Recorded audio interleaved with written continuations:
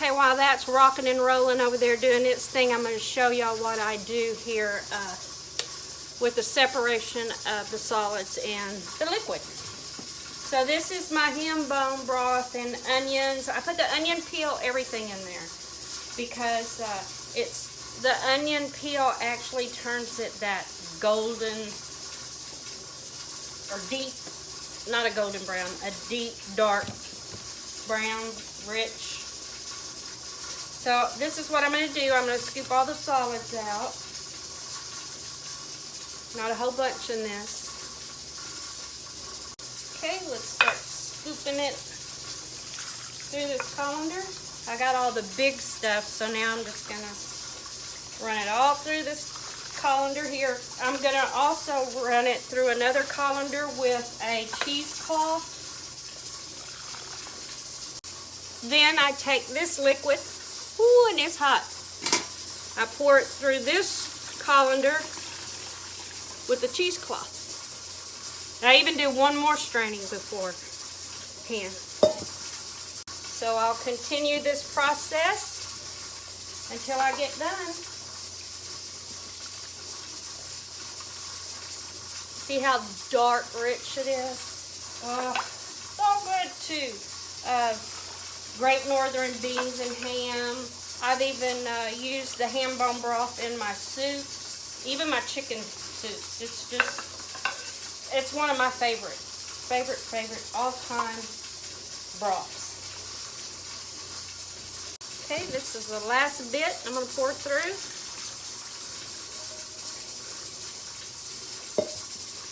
Okay, now we just see, this is the other colander. I strained it all through.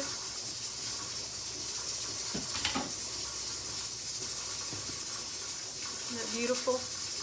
Now you can even weaken this down, but what I'm going to do now is I'm going to put the lid on it. I'm going to put it in the refrigerator overnight, and I'm going to let the fat come to the top, and then in the morning I will skim that off and we'll process it. Okay, it's the next day and the fats are hard on the top of the ham bone broth. So let's skim that off. Okay, I got most of the fat off the top. Now I've set up my colander. I'm going to pour it through there and it'll pick up almost all those little bitty pieces. And this is what we got out of that second straining of fat. The reason why I do the fat removal, because I know the fat's good for you. But the reason why I remove it is because when you can it, the fat's what goes rancid faster, so it actually can last longer if you remove most of the fat. Okay, I've got my quart jars in hot water. My broth is, I'm going to bring it up to a boil. They say boil it 10 minutes. I've got water in my canner, my pressure canner, and my lids are back in the back in warm water. Okay, good rolling boil. So let's get it canned up. I've been watching Trent and Allie on YouTube. I love them. They're awesome. Y'all should go check out their YouTube channel. Okay, I put almost 4 tablespoons of canning salt in my ham bone broth, and I put some garlic powder. Just what I wanted to do. You don't have to. Okay, let's pull these out of the hot water. Oh, hang on, I forgot my funnel. Okay, we've got the funnel. Let's get this jarred up. I'm gonna put it about 1/2 inch head space. That's right at this ring right here on your jar. These are my wide mouth quart jars. I really like these for pickling, but you cannot find jars right now very easily. So this is what we're going with.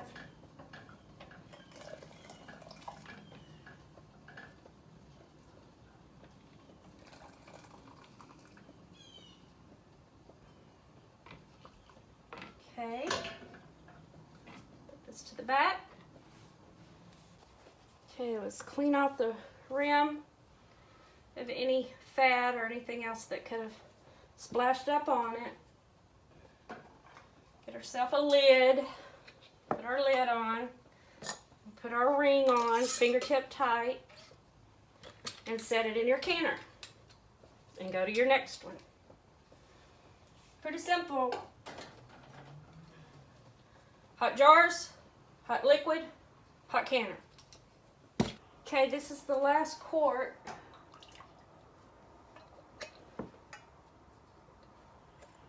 To put in the canner.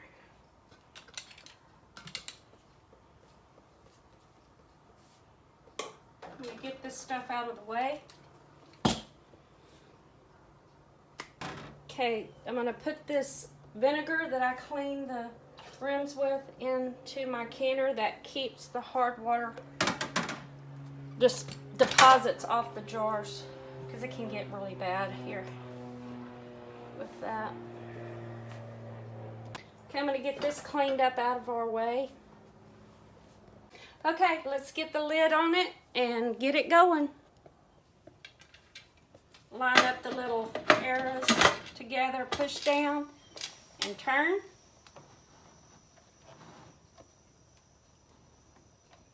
Turn up your burner. And we're going to wait till our lock pops up. When that lock pops up, then I'll put on my weight and bring it up to pressure. We'll be back. Okay, our lock popped up. The steam's coming out. I'm going to set my timer for 10 minutes and let the steam vent out for 10 minutes before we put on the weight. Okay, 10 minutes is up. Let's turn this off and put our pressure on. Pressure gauge is on. Okay, we're going to bring it up to 11 pounds of pressure. That's what it is calls for my Presto canner. It's 11 pounds of pressure for 25 minutes for quarts. Okay, we're up to 11 pounds of pressure. We're rocking and rolling. I will adjust the heat under my pressure canner. If it goes too high,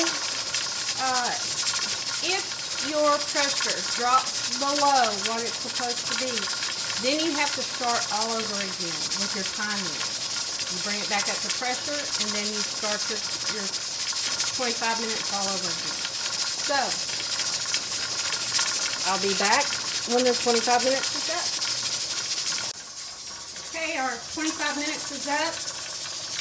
Turn this off, and we're going to turn our burner off, and we will just wait till the pressure drops and our lock drops. Once the lock drops, then we can take the weight off and open up the top and get them out. Okay, lock's down, pressure's down. Take off the weight. Just remove the lid. Open it towards you so the steam will escape. If y'all haven't subscribed, go over there and hit that subscribe button. And if you hit that little bell, it'll notify you when I put out new videos. Okay, let's take them out. We're going to set them on this towel, and we're not going to touch them. We're just going to leave them alone for 24 hours. And then I'll take the bands off the jars and wash them. Put what's on them and what's in them, and date them. Thanks for watching. Take care now. Bye-bye. She gone.